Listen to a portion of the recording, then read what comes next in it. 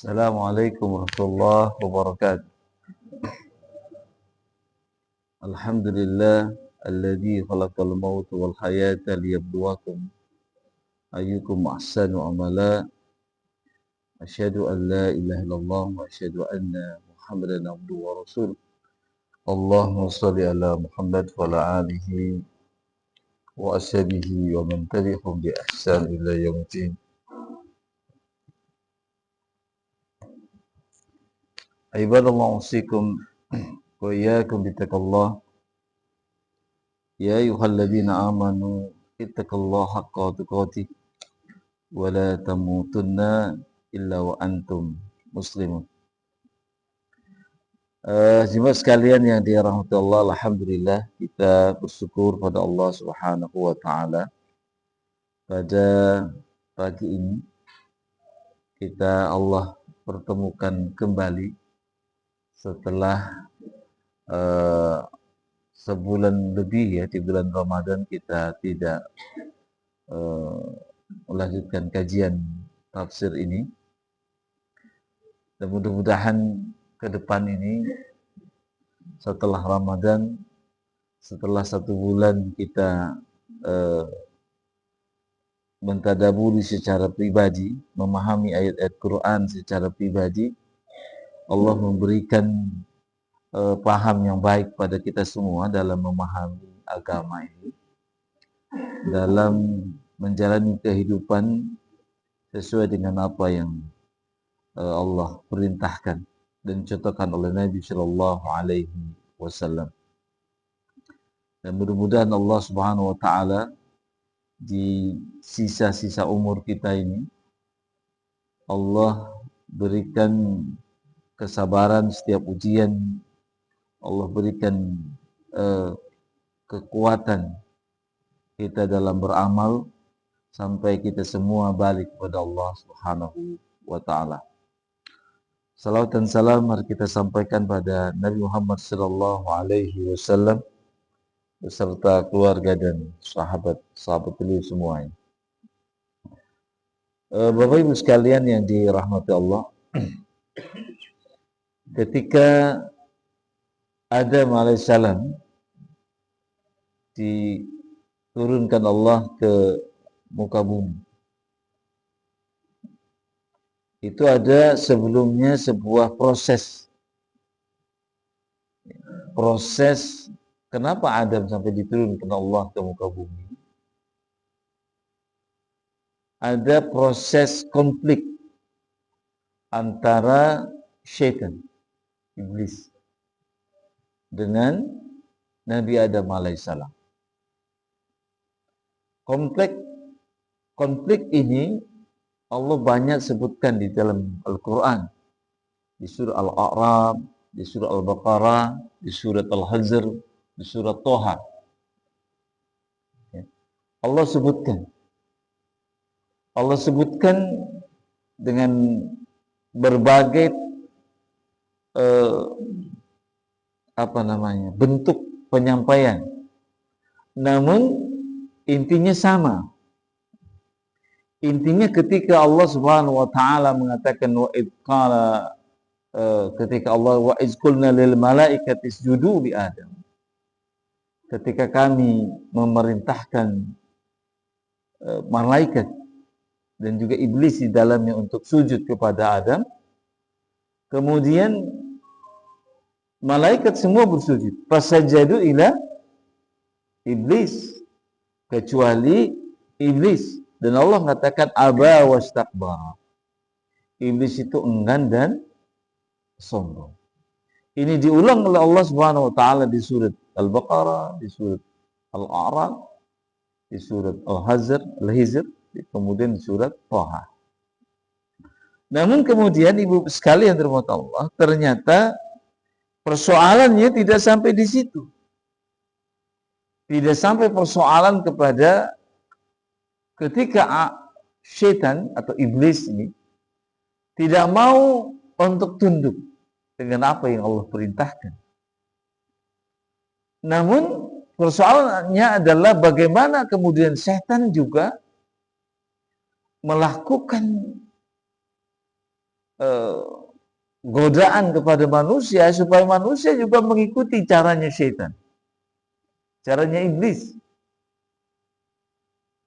Kita mengikuti langkah syaitan, langkahnya iblis, sehingga kita semua nanti menjadi penghuni neraka. Ini menjadi persoalan. Iblis ini, jemaah sekalian, adalah makhluk yang langsung bertemu dengan Allah. Kita nggak temu. Iblis ini adalah makhluk yang langsung diseru Allah. Langsung. Namun kemudian, iblis juga adalah makhluk yang menjadi pembangkang. Menjadi sebuah, menjadi makhluk yang paling membangkang. Sampai kemudian, iblis inilah menjadi simbol kejahatan. Simbol kejahatan yang bagaimana mempengaruhi manusia supaya kita mengikuti langkah-langkah syaitan, langkah-langkah iblis ini, supaya kita kemudian masuk neraka bersama iblis. Nah, ini yang nggak boleh terjadi. Ini yang nggak boleh terjadi. Kita kenapa kumpul di tempat ini? Kenapa kita serius belajar agama? Ini adalah dalam rangka bagaimana kita bisa keluar dari perangkap syaitan. Keluar dari perangkap syaitan, keluar dari perangkap iblis. Karena kenapa ibu bapak sekalian? Jangankan kualitas kita, Nabi Adam aja ketipu nggak, kok nggak Nabi Adam? Ketipu nggak? Nabi Adam aja ketipu. Adam alaihissalam tahu, namun dilalaikan. Ketika Allah mengatakan, "Fala taqraba hadhihi syajarah." Adam, Hawa, jangan dekati pohon ini. Tahu kan Adam kan? Ya. Namun kemudian syaitan datang. Dia membalikkan apa yang Allah seru, dibalikkan sama dia. Dibisik, waswas, dibisik syaitan. Iblis membisikkan kepada Adam bahwa Allah Subhanahu wa taala sebenarnya tidak melarang. Namun kalau kamu Adam mau kekal dalam surga, justru kamu harus makan buah keabadian ini. Nah, disitulah kemudian Adam tertipu oleh syaitan. Maka jadilah proses bagaimana kemudian Adam dikeluarkan Allah dari surga. Nah, bagaimana kita keluar? Ya, Bapak Ibu sekalian, dari perangkap setan ini. Kita itu belum yakin sebenarnya kita ini akhir hidup ini dalam kebaikan, dalam kemaksiatan. Nggak yakin. Ada kisah Bani Israel. Siapa tuh ulama Bani Israel itu yang terkenal itu? Syekh Bal'am. Beliau, apa bahasanya? Kok bukan beliau ya? Beliau itu hormat. Kalau nggak apa? Supaya nggak hormat apa? Gonyan. Gonyan hormat juga ya. Dia. Dia ini ulama Bani Israel. Ulama. Terkenal kesolehannya. Terkenal sekali kesolehannya. Namun ibu sekalian, di akhir hidupnya dia menjadi penentang agama. Maka disinilah penting kita mengenal karakter. Gimana sih? Setan itu pintar itu. Setan itu pintar apa enggak? Pintar. Ibu-ibu sekarang mungkin yang sekarang kita aktif komisi ngaji. Kita juga alhamdulillah banyak bersedekah ya. Tapi belum tentu ini bisa bertahan sampai ketika kita meninggal dunia. Nggak ada jaminan. Nggak ada jaminan sama sekali. Ada sahabat, bahkan sahabat. Ya. beliau bukan beliau lagi, apa tadi? Apa Pak? Dia. Ya. Dia termasuk orang yang pertama masuk Islam. Orang yang pertama masuk Islam. Namun dalam sejarah juga kita melihat ketika dia hijrah ke Habsyi, dia meninggalkan agama. Jadi bagaimana setan ini? Bagaimana setan bisa merubah, bisa mempengaruhi orang yang tadinya sudah beriman, sudah taat, seperti Adam. Kok bisa keluar dari ketaatan? Kok bisa keluar dari agama, keluar dari ketaatan? Yang ini kita kan selalu berdoa, Rabbana sabit qalbi ala din. Ya Allah, kuatkan jiwa kami dalam agama. Kita doa pada Allah setiap saat. Nah, bagaimana? Ada konfirmasi Quran di sini. Tidak ada satupun persoalan yang kemudian Quran konfirmasi, berikan jawaban. Nah, jawaban inilah menjadi PR kita. Bagaimana kita bisa mengikuti jawaban Allah sehingga kita mudah-mudahan adalah orang-orang terselamatkan sampai kita meninggalkan dunia. Di surat Al-Hijr, jemaah sekalian, ayat 39, 40 sampai 42 itu memberikan sebuah kronologis jawaban dari Allah.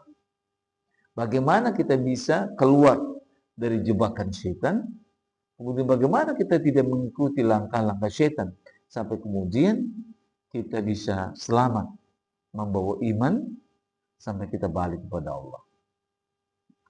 Ketika setan diusir oleh Allah, jemaah sekalian, di surat Al-Hijr 39, setan mengatakan, qala rabbi bima agwaitani. Ya Rabb, ini setan langsung bicara dengan Allah. Ya Rabbi ma agwaitani, karena kau telah sesatkan aku. Lihat ya, kenapa disesatkan? Karena dia mengatakan apa? Aba was takbara. Dia mengatakan apa? Khalaqtahu min tin. Ya kan? Dia diciptakan dari apa? Tanah. Sedangkan aku diciptakan dari apa? Api. Dia mengatakan, untuk apa aku bisa sujud kepada tanah? Aku ini lebih mulia dari tanah. Sehingga dia aba wastakbara, dia enggan dan sombong. Ketika diusir setan oleh Allah dari surga, ya, qulna habitu minha jami'a, dua-duanya diusir. Setan diusir, Nabi Adam juga dikeluarkan dari surga. Namun setan mengatakan kepada Allah. Nah, ini kronologisnya nih. Setan mengatakan kepada Allah, bima agwaitani, engkau sesatkan aku, kata setan. Kemudian setan mengatakan, la uzayyinanna lahum, aku akan perindah bagi mereka fil ard wala ughwiyannahum ajma'in. Aku akan perhias, kata setan, di dunia, dengan itulah aku akan sesatkan manusia, kata setan. Oh, lihat, ada kata uzayyinanna, ya, itu muncul kata ini. Setan mengatakan, aku akan sesatkan manusia dengan sesuatu yang dianggap indah, ya, dianggap indah. Dengan cara itu aku sesatkan manusia. Jadi jemaah sekalian, ternyata setan ini merubah cara pandang kita dengan membangun sesuatu yang terasa menarik, terasa indah, ya kan? Terasa indah. Coba pikir-pikir sama ibu-ibu, bapak-bapak semua, penyimpangan agama itu semuanya menarik, ya kan? Ada nggak yang nggak menarik? Coba pikir-pikir. Bakhil menarik nggak bakhil? Asik kan? Uang kita tidak keluar dari ATM, ya kan? Nggak mau sholat subuh menarik, enak tidur. Tidak mau zakat menarik. Tidak mau haji umrah juga menarik. Semuanya atau bahkan haji dan umrah tapi dengan tujuan yang kurang baik juga menarik. Sekarang terkenal jemaah Indonesia dan Malaysia sukanya apa? Selfie. Ya kan? Apa itu? Sambil muter Ka'bah itu apa itu? Saya lihat ada satu YouTuber Amerika bahkan sampai menegur orang Indonesia. Ya. Kenapa kok sampai seperti itu? Atau apa itu? Apa? Tawafnya? Tawafnya sambil bawa apa namanya? Apa itu? Apa namanya? Kayak Bang Rizky itu apa namanya itu? Apa? Tongsis. Tongkat. Tongsis oke itu. Di mana-mana tempat ya share. Apa itu? Share ya. Setan boleh jadi kita awalnya benar ingin haji dan umrah. Tapi setan kemudian masuk sehingga uang puluhan juta itu hilang, tidak ada makna. Karena kita sudah habiskan dengan share. Setan itu pintar. Dia masukkan, hancurkan amal-amal kita menjadi debu. Maka setan mengatakan, la uzayyinanna, itu aku perindah semua yang lu lakukan setan itu terasa indah. Terasa indah. Terasa apa ya indah? Tidak ada beban. Karena apa yang diperintahkan Allah itu terasa berat. Maka setan balik. Dibalikkan yang terasa berat itu diindahkan, apa yang terasa berat ini dibalikkan. Dipalingkan dari perintah Allah, mengikuti langkah setan dan diindahin di situ. Dibuat indah oleh setan. Dibuat indah oleh setan.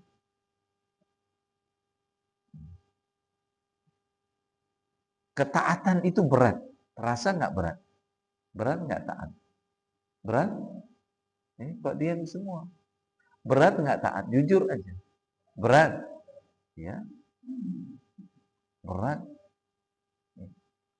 Ya, bahkan ya kaum Syiah itu walaupun bukan ahli sunnah ya, tapi mereka secara umum masih Islam. Ya. Ramadan kemarin dibom mereka kan. Mereka berpuasa dalam hujanan bom.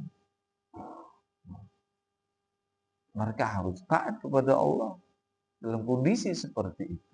Di Gaza juga sama. Di Suriah juga sama.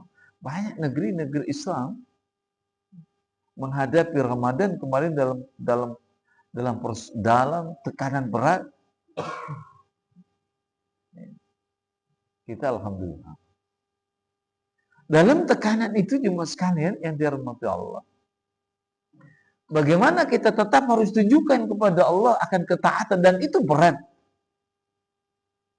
Ketaatan itu berat. Dalam ketidakpunyaan, kita harus membagi apa yang kita miliki. Itu sangat berat.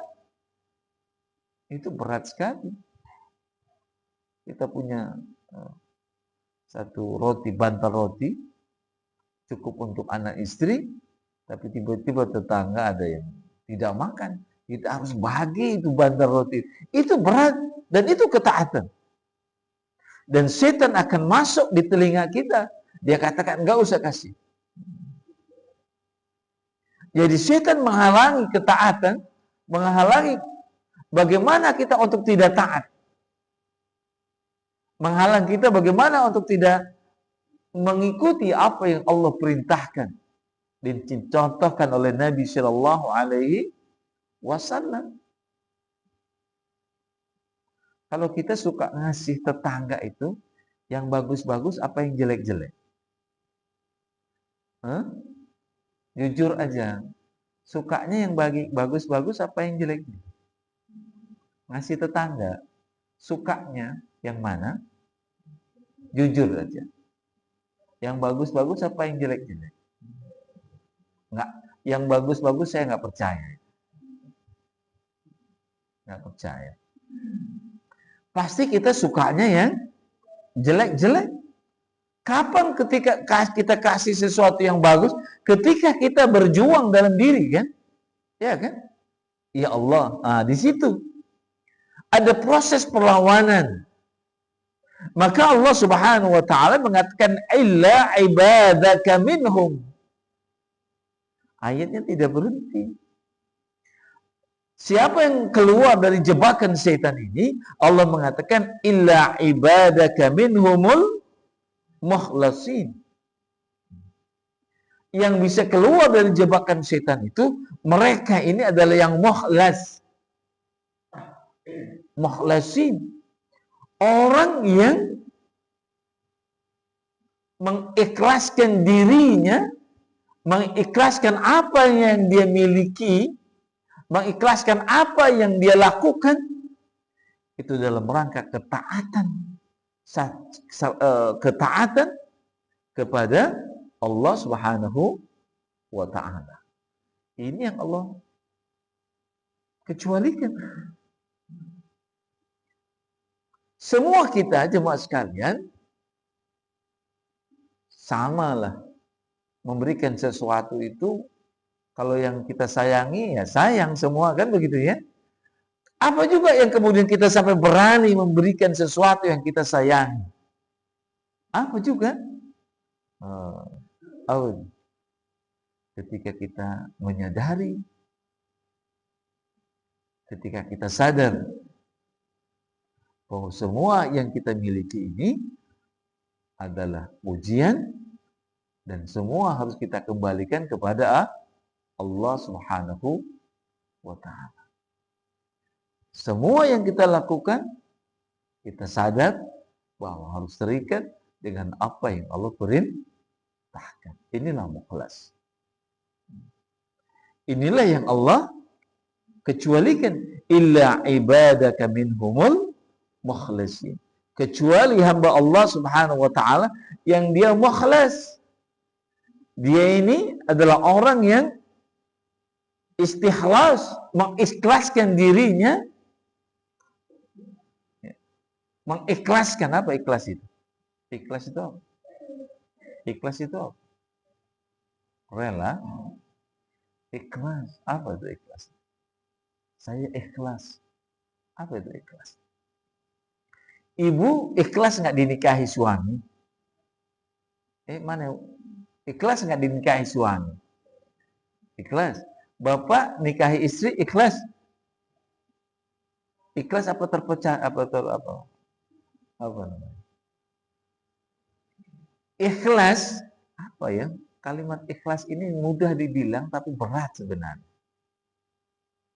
Ikhlas ini, ibu sekalian, yang membuat kita sholat tarawih 2 jam itu nggak terasa, itu ikhlas. Berat kan? Ikhlas itu yang membuat kita bisa memberikan yang terbaik buat agama. Itu ikhlas. Ikhlas itu yang membuat kita ketika kita berhubungan dengan Allah itu terasa ringan. Itu ikhlas. Ikhlas ini adalah jiwa sebenarnya. Bagaimana memasrahkan apa yang kita miliki hanya untuk Allah. Dan ini syarat utama daripada amal. Syarat utama dari amal adalah ikhlas. Ternyata ikhlas ini Bapak sekalian adalah syarat yang paling mempengaruhi bagaimana kita terlepas dari jeratan syaitan. Dan Allah sebutkan illa ibadaka minhumul mukhlasin. Kecuali hamba Allah yang mukhlas. Dia tidak akan terjebak oleh syaitan. Berarti apa? Syaitan itu menjebak kita untuk tidak ikhlas.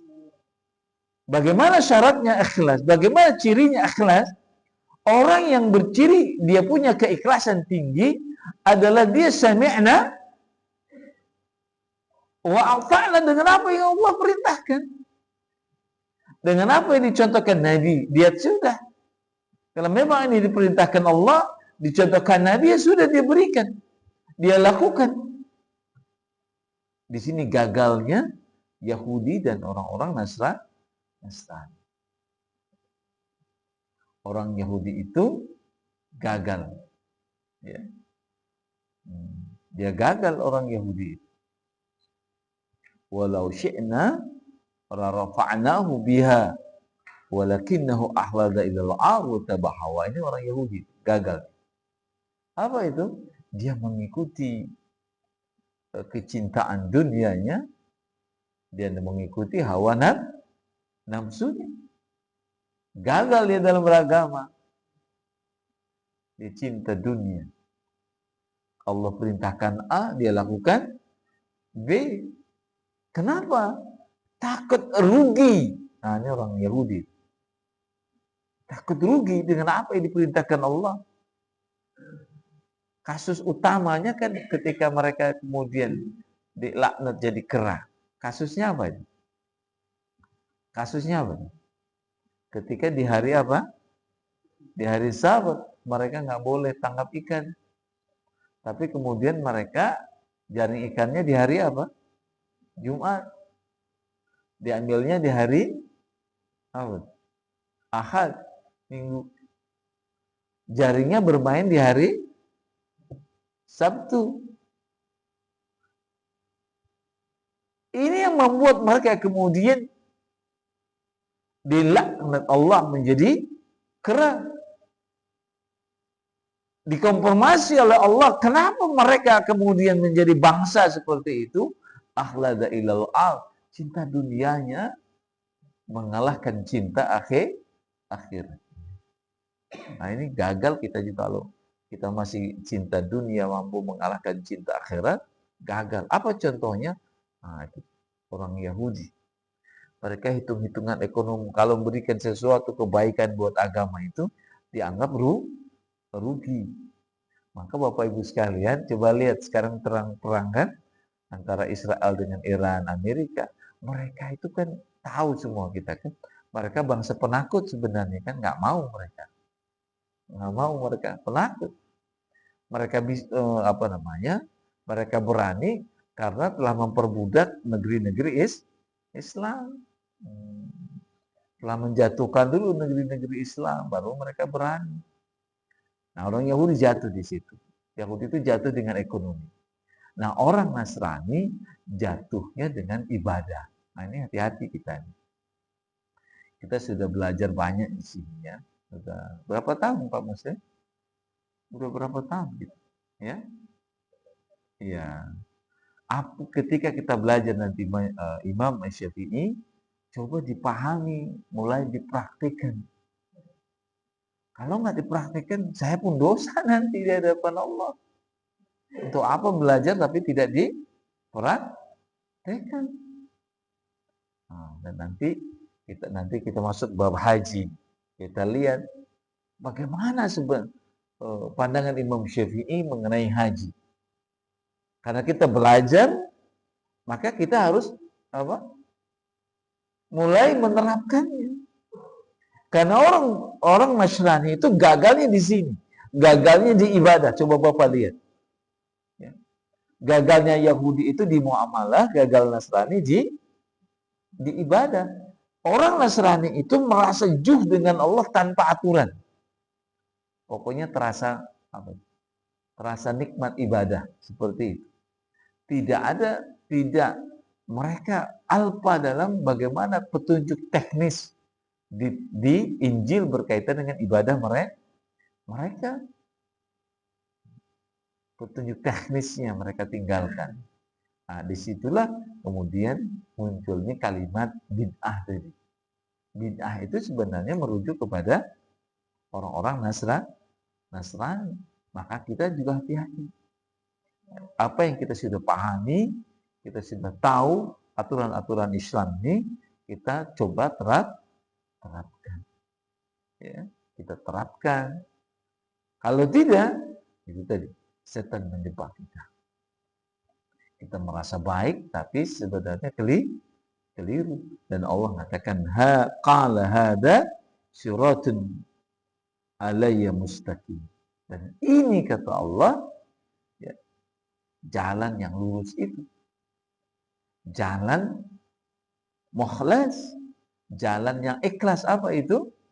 Jalan yang menyerahkan semua urusan kepada Allah. Baik dan buruknya diserahkan kepada Allah. Aturan semuanya dibalikan kepada Allah dan Rasulnya. Dunia dia tinggalkan. Segala kepentingan dunia dia tinggalkan. Kepentingan dirinya dia tinggalkan. Mengembalikan hanya kepada Allah Subhanahu wa ta'ala. Ketika kita kembalikan semuanya kepada Allah, inilah jalan yang lurus itu. Jalan yang kita bisa selamat dari jebakan setan yang menghancurkan hidup kita semua. Insya Allah kita lanjutkan tafsir surah An-Nisa di Jumat depan. Kemudian kita lanjutkan kajian tafsir pembahasan Al-Um di hari Rabu ya. Kita belum mencoba naikin tingkatnya, kita coba untuk mengamalkan apa yang kita pahami supaya kita akhiri kehidupan ini secara baik. Jangan hanya mengkaji tapi tidak mau mengamalkan. Ini bahaya. Kita coba mengamalkan apa yang diperintahkan Allah dan disampaikan Nabi Shallallahu Alaihi Wasallam. Terima kasih, mudah-mudahan Allah berikan kebaikan di pagi ini. Mudah-mudahan Allah Subhanahu Wa Taala rahmati berkahi kita semua. Dan terima kasih. Subhanakallah wa bihamdika asyhadu an la ilaha illa anta astaghfiruka wa atubu ilaik. Assalamualaikum warahmatullahi wabarakatuh.